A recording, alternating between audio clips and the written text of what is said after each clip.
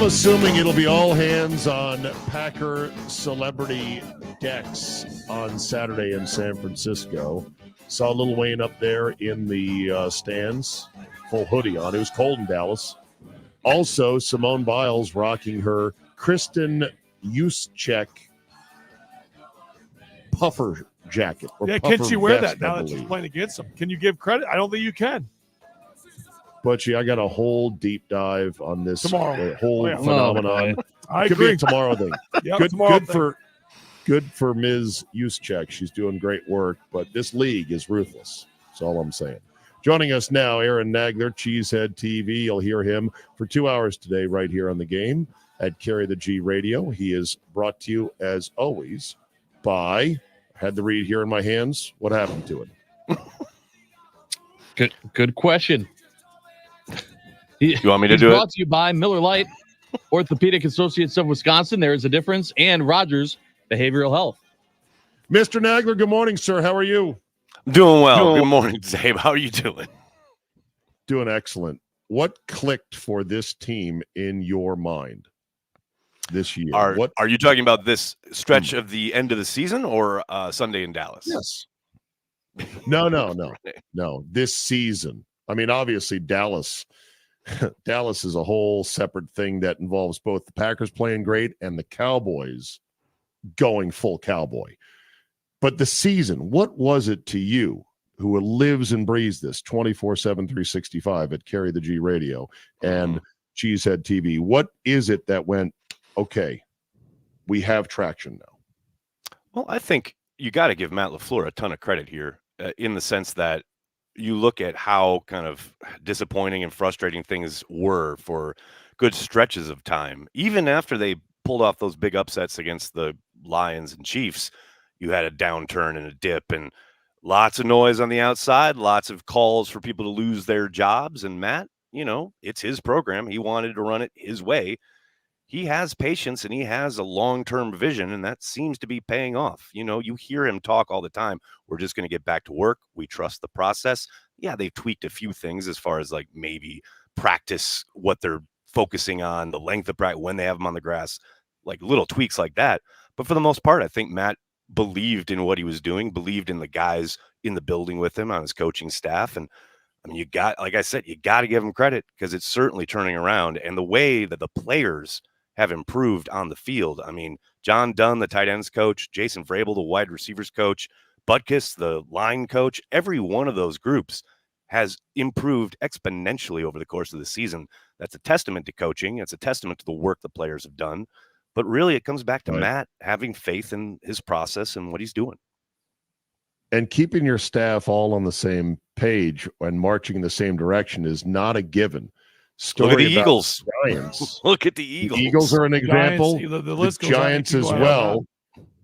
Brian Daboll had issues with all of his major coaches and assistants, including Nick Martindale, blamed him for losing the Jets game, took away play calling from Mike Kafka.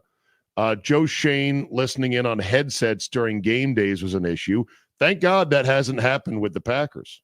There's none of that. And look, how bad was it earlier this year? I mean, they were sitting at 2-5, 4-game losing streak. I mean, we know the noise outside the building was loud. I can't imagine how the feeling was inside the building. But as we're talking about, they never appeared fractious. There was never seemingly a crisis of conscience. It was, I mean, again, pretty damn good leadership by Matt LaFleur to bring him through that fire. Keep it together. All right. I ask you, what is your insufferability meter on Jordan Love now? You warned people. I told y'all well over a year and a half ago. You warned them. Mm-hmm. Watch out. If he's good, I will be insufferable. What's the number right now? Oh, I'm probably at a 9.5 on the 10 scale, because there is the ever slight possibility behind. I'm surprised that we get to next year. You get the off season coordinators are looking at the film. They're finding some weaknesses, maybe there's a step back or a dip, but for the most part, he's the man. I'm insufferable. That's 3 quarterbacks in a row. You can't tell me nothing. Here's what fascinates me. Here's what fascinates me about the Love thing. Either it's the greatest bit of scouting clairvoyance ever to be able to use X-ray vision to dig and find a guy who was, yes, on the radar of NFL scouts. Mm-hmm. His senior stats dropped a bit, which is never a good thing, but they liked what they saw from a non-power 5 to go move up a couple spots, grab him, stash him, let him marinate. Right. I contend that the Brady pick, Mr. 199, and Purdy, Mr. Irrelevant, those are not acts of football clairvoyance. Those are mistakes. They were so far down the draft, Nagler, that teams just whiffed. They didn't see something. They took a flyer. They took a flyer. Yeah. They took a flyer. It's different with Love. He was not tabbed as this guy's a franchise guy ready to go. He's got the DNA. We just got to let him marinate. It's either the greatest scouting clairvoyance ever or the strongest argument for letting your QB1 marinate for a couple of years.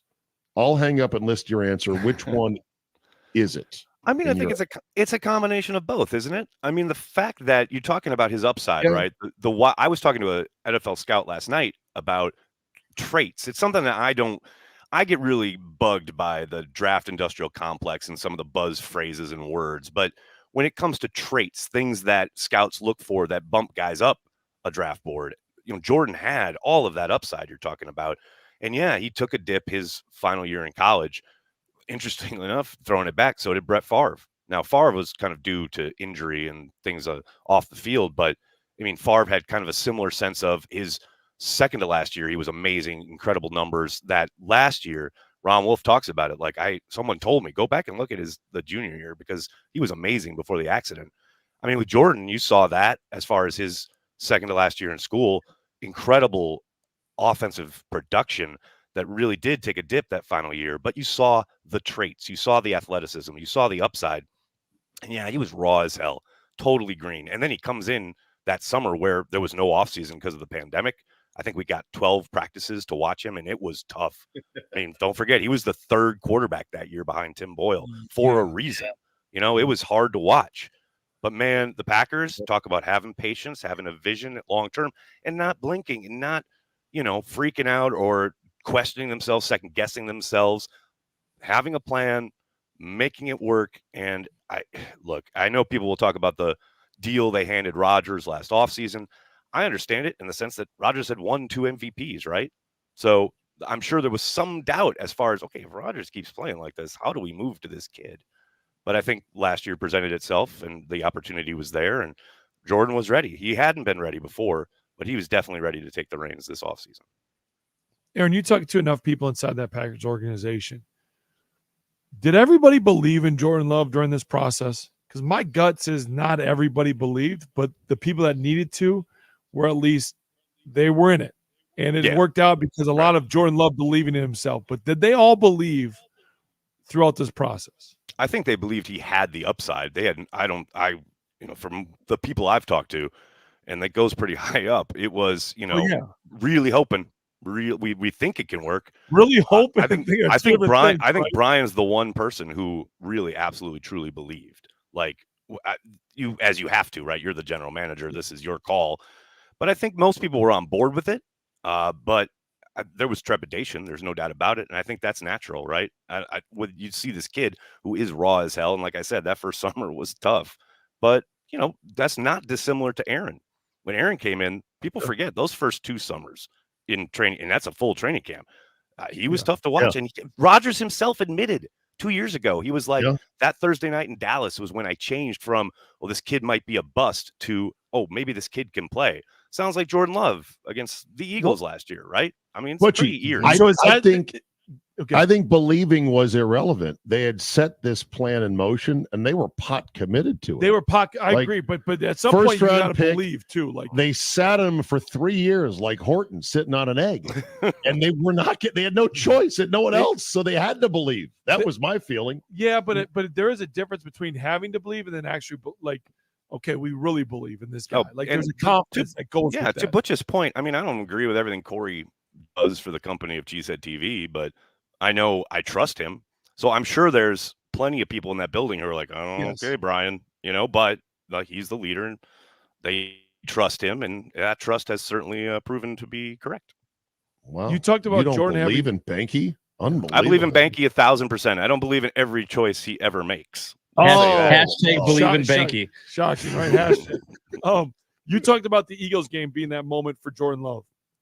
What point of this year do you think the turning point was for everyone to believe in him this year? I obviously can't speak for anyone in the building, but for myself, I agree with Matt. I think that the Pittsburgh game this year was when you really saw him start to make throws with real anticipation and really be able to operate the offense, even though they were on the road and things of that, all that entails. It was the first time you really saw a cohesion within how he was, reading the defense, hitting the top of his drop, letting it rip. And I think as the kind of season progressed from there, the next real inflection point was against the Chiefs, where you saw him really taking advantage of the line of scrimmage, using his cadence, diagnosing things, getting them in and out of things. I mean, how much of that did we see in the Cowboys game on Sunday? That's something that wasn't there at the beginning of the year, but it really started to come on basically at the Chiefs game, and that's become a major part of his arsenal because he's done it almost every week now to great effect. So a few things here, Nags. First, this argument of do you let him marinate? How many teams have been in a situation where they've taken a first-round quarterback and had a elite starter that they could marinate behind? I think that's rare, a huge part of it. It's rare. The Packers I will say, had that opportunity twice in a row. Well, because they've had the foresight to do so. I mean, you look at these teams that do have even the high-end elite quarterbacks. I mean, the number one example I always turn to is the Saints. Look, the Saints did exactly what a lot of Packers fans wanted the Packers to do when it came to just keep kicking the can, try to get back with Rodgers, hang on to the bitter end. And now they are in absolute cap hell, doomed to irrelevancy for the foreseeable future. Whereas, why didn't they take a quarterback when they still had Drew Brees? You know what I mean? I mean, I know everyone talks about the Chiefs and Mahomes and how great he is. People forget he sat for a year. Like right now, the thing with the Bears is so funny to me because the obvious solution to me is take a quarterback first overall and keep Justin Fields. And then let that guy sit. You've got more capital as far as draft picks and free agency dollars. You could absolutely build a juggernaut, but do that. I know, but it's the Bears. They'll screw it up. That's what they do, especially at that position. So this is my point. But you have to have that courage. You have to have that courage of your conviction. Brian had it. Ted had it. Brian Poles, I don't think he's got it. What do you want the Bears to do? I'm curious. Not that, because I think that would be smart. I want them to double down, triple down on Justin Fields is what I want them to do. Oh, me too. Oh, that'd be so glorious. I want them to enjoy the game on Sunday, watching from their couch. Wouldn't it be joyful if they did take the USC quarterback Williams and he said, "No, I'm good. I'm not doing it." Pulled like a Philip or a Manning, Eli Manning on him, right? And Eli Manning on him said, "Nah, we're good." We're good. I mean, for as inept and terrible as the Bears are and have been and always probably will be, I mean, that would be like the cherry on the top. Would it not? I would have the top quarterback in the draft. They get this top pick 2 years in a row, and the second time, we better take a quarterback. The quarterback's like, nah, that would be great. Yeah. All right. So remind people how to make Cheesehead TV their second screen during the games. You'll of course be syncing up the audio of Wayne and Rock on your radio or your smart device with your television, so you don't have to suffer through baby KK and Olsen. They can also have you and Corey on your second screen. Tell them how they do that. Yeah, just go to youtube.com/Cheesehead TV. We have watch parties for every single game, and I will say the response to these things has been amazing. We get people who send us photos of their, I mean, there are people with monster man caves where they have the game on this one huge screen and then us right next to it. It's crazy to me. Nice. It's crazy. But Cheesehead TV YouTube every week. Yeah. I love it. You feel good about Saturday? I feel great about Saturday. I mean, look, no one expects us to win yet again. The big bad 49ers, That's the other thing I wanted to ask you, Negs, as also a huge just fan of the team. Is this not just feel different? It's been, I don't know, 10, 11, 12 years since us as fans have been able to just enjoy the ride. Just hang out, right? I mean, it's Instead so of being great. like, It's no, so we were great. expected to win it all when we ruined it. And, We're just hanging out, man. We're coming in, we're wrecking the party, we're leaving, going to wreck another party. Let's go. I love it. It's Like, because awesome. this is what I was talking about all the last 2 years, where I'm like, I'm so sick of just hanging on and desperately trying to make it happen. Now I'm just like, hey, it's just the beginning. Let's go. And like now we weren't even expected to be in the play. We're in the playoffs. We're closing down Dallas. Let's go kick 49ers ass. Like, let's do it. I love it. I'm all in. Right. All right. All right. I'm going to bounce this out to a little Cruella. Enjoy the ride, since you said enjoy the ride. All right, Nags, Cheesehead TV, and Carry the G Radio today, noon to 2 right here on the game, my friend. Thank you. It'll be a lot of fun. Thanks a lot, guys. Talk to you next week. Our